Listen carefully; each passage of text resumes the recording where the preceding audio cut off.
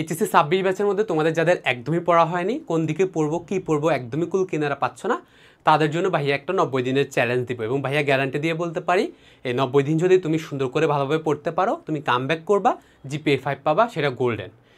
আজকের ভিডিওতে ভাইয়া স্টেপ বাই স্টেপ প্রসেস তোমাদেরকে বোঝানোর চেষ্টা করবো। ভিডিও ভালো লাগলে অবশ্যই শেয়ার করে দিবা। প্রথমেই তোমাকে বুঝতে হবে তোমার কিন্তু অলরেডি অনেক সময় নষ্ট হয়ে গেছে, এই জন্য এখন অ্যাডমিশনের চিন্তা বাদ দিয়ে দেওয়া ভালো।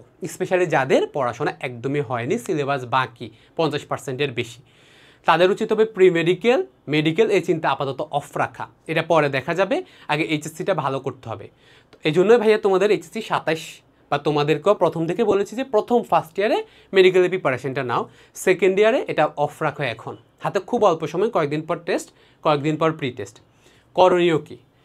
প্রথমে তোমাকে এখন আর মূল বই পড়াচ্ছে, আমার পরীক্ষায় ভালো করার জন্য তোমাকে ফোকাস করতে হবে সিকিউ এমসিকিউতে আমি কীভাবে মার্ক তুলতে পারবো। তাহলে যে অধ্যায়গুলো তোমার একদমই পড়া হয়নি, সেখানে তুমি কীভাবে এগুলোতে মার্ক আনবা, কীভাবে তুমি এগুলো কাভার দিবা, সেটা হচ্ছে এখন সবচেয়ে গুরুত্বপূর্ণ পয়েন্ট। এই জন্য আমরা ইউজ করব 80-20 রুল। তোমরা 80-20 রুল খুব ভালো করে পড়েছ যে 80% মার্ক আসবে মাত্র 20% ইনফরমেশন থেকে। তাই প্রথমেই তোমরা একটা গাইড হোক, টেস্ট পেপার হোক, বোর্ড বইয়ের পিছন হোক, যে অধ্যায়টা তুমি পড়তে চাচ্ছ সেই অধ্যায়ের ঠিক ওই অংশে চলে যাবা। ভাইয়া উদাহরণ হিসেবে তোমাদের এখানে রসায়ন দ্বিতীয় পত্রের কোশ্চেনগুলো দেখাচ্ছি। ধরো এখানে দেখবা যে সিকিউতে এরকম প্রশ্ন দেওয়া আছে, এটা হাজারি স্যারের বইয়ে দেওয়া ছিল। এবার তুমি সিকিউগুলো পড়ো, কখগুলো পরেও নোট করতে পারবা, বইয়ের শেষও দেওয়া আছে, ওইটা বাদ রাখো, ঘগতে যাও। এটাতে গিয়ে প্রথমে খেয়াল করো যে এখানে কি বলেছে, কি বলতে চায়। তাহলে এখানে রাদারফোর্ড এবং বোরের পরমাণু মডেল থেকে প্রশ্ন করেছে, বোঝা যাচ্ছে পড়ে।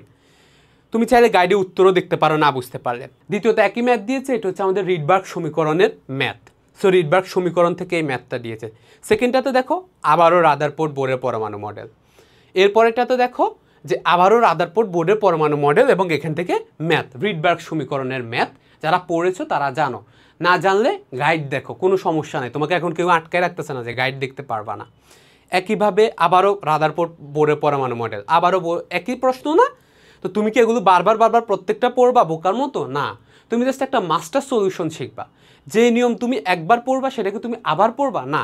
তাহলে তোমাকে এখানে নোট করতে হবে, প্রথমে সাজেশন বানানোর মতো যে আমার কি কি টপিক এসেছে। তাহলে প্রথম নোট রাদারফোর্ড এবং বোরের পরমাণু মডেল তোমার এসেছে।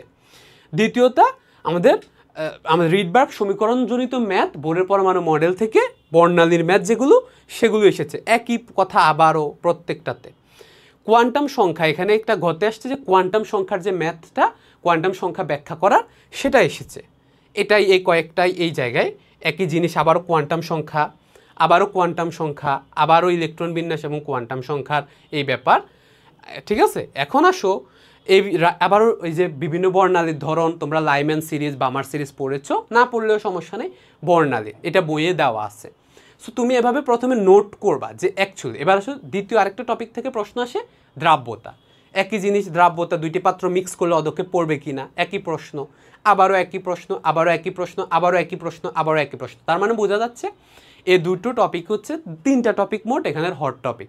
এক হলো বোর এবং রাদারফোর্ডের পরমাণু মডেলের তুলনা, রিডবার্গ সমীকরণ দিয়ে বর্ণালীর ম্যাথ, কোয়ান্টাম সংখ্যার ব্যাখ্যা এবং দ্রাব্যতা। এই চারটা টপিক।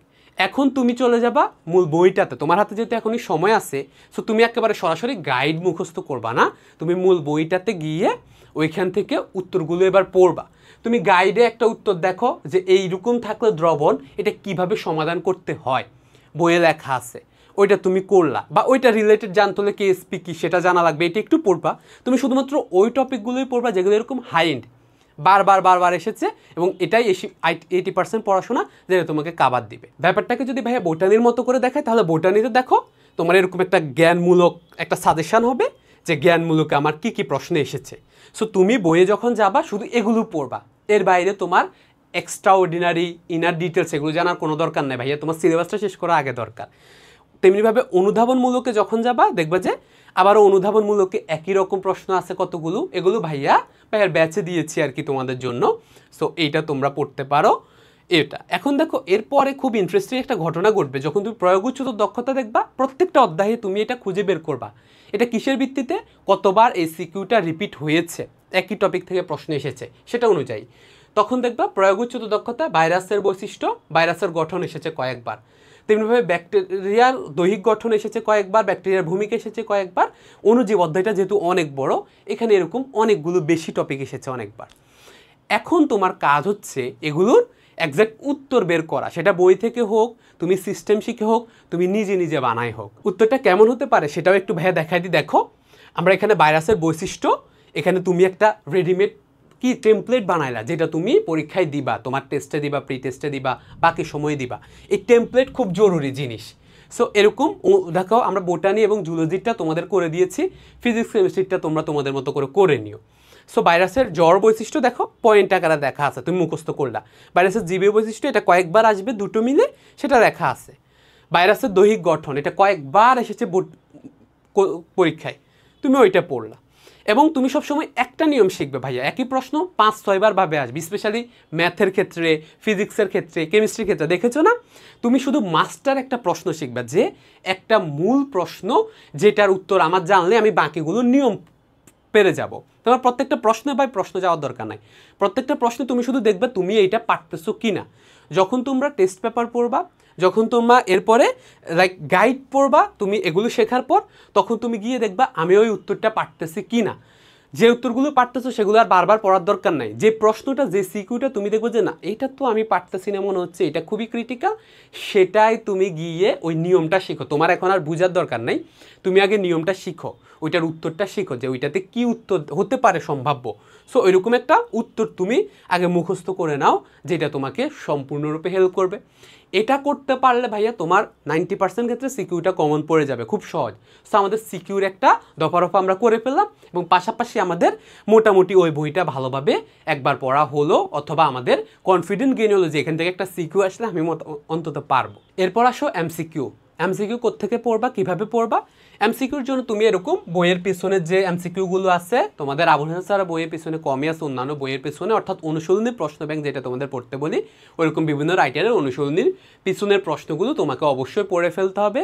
এগুলোই বেশিরভাগ সময় আসে, এবং এখানেও তুমি বুঝতে পারবা যেটাই প্রশ্নটা যে জায়গা থেকে অনেকবার বেশি এসেছে। কেমিস্ট্রিতেও দেখবা কোয়ান্টাম সংখ্যা নিয়ে, এটা নিয়ে, ওইটা নিয়ে, ওই টপিকগুলোই শুধু কিভাবে এটা নির্ণয় করতে হয় সেটা তুমি শিখে ফেলবা, এটাই তোমার জন্য যথেষ্ট হয়ে যাবে। সো তুমি এটা পড়তে পারো, গাইড পড়তে পারো, অথবা আমরা যে এমসিকিউ একটা প্র্যাকটিস বুক দিয়ে রাখছি তুমি সেরকমও পড়তে পারো। যেমন আমাদের এই বোটানি প্রো বুকে তুমি এভাবে ধরে ধরে সবগুলো এমসিকিউ করতে পারো। এটার মধ্যে সবগুলো অধ্যায়ের সবগুলো এমসিকিউকে একত্রে দেওয়া আছে। সো তোমার জন্য যেটা একত্রে প্রয়োজন সেটা তুমি একদম একসাথে পেয়ে যাবে আর কি সব কিছু। সো তোমার একসাথে এক অধ্যায়ে ওই বারবার বই শিফট না করে এখান থেকে পড়ে গেলে আমি বলতে পারবো একদম ইজিলি মোটামুটি A+ পাওয়ার মতো এমসিকিউ তোমার হয়ে যাবে। শুধু তোমাকে চিত্র আর এগুলো আরেকটু প্র্যাকটিস করতে হবে, যেটা তোমার চলবে। আগে তোমার সিলেবাসটা শেষ করা জরুরি, তারপরে তুমি বাকিটুকু প্র্যাকটিস করে ফেলো। জাস্ট এই দুটো নিয়ম সুন্দর করে মেনে চলো, আমি বিশ্বাস করি যে ভাইয়া খুব ইজিলি তুমি ভালো করতে পারবে, একদম খুব ইজিলি। অন্তত এই 3 মাস তোমার সিলেবাসগুলো শেষ করে ফেলে, স্পেশালি যে যে অধ্যায়গুলো বাকি আছে কোনো অধ্যায় ছেড়ে যায় না। এভাবে প্রত্যেকটা অধ্যায়ের গুরুত্বপূর্ণ টপিকগুলো, গুরুত্বপূর্ণ সিকিউগুলো, গুরুত্বপূর্ণ এমসিকিউ, এটা 80% পড়াশোনা, এটা আগে শেষ করে ফেলো। এক্সট্রা আপাতত পড়তে যায় না, পারবা না। যাদের স্পেশালি খারাপ তারা কুল কিনারা পাবা না যদি বেশি পড়তে যাও, ঠিক আছে? এখন তোমরা যদি চাও ভাইয়া আমাদেরকে একটা সলিউশন দেন, ভাইয়া তোমাদের শুধুমাত্র বায়োলজির জন্য একটা সলিউশন দিতে পারি, যেখানে ভাইয়া তোমাদেরকে গুছিয়ে দিচ্ছে। এটা তোমাদের জন্য একদমই বাধ্যতামূলক কোনো কিছু না।